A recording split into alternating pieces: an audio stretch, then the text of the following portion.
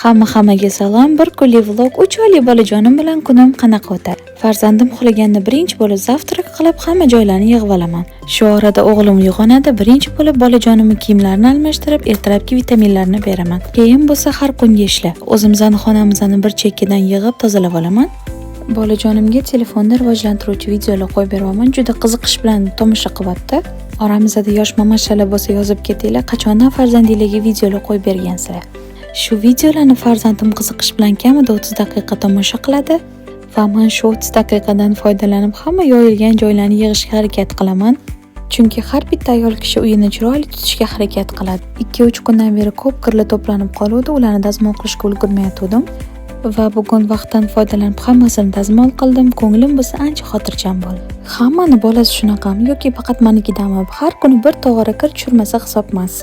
Bolamning kiyimlarini joylab olib, ujunga harakatni boshlavordim. Bugungi menyuda bizda ham oson va tez tayyorlanadigan dimlama.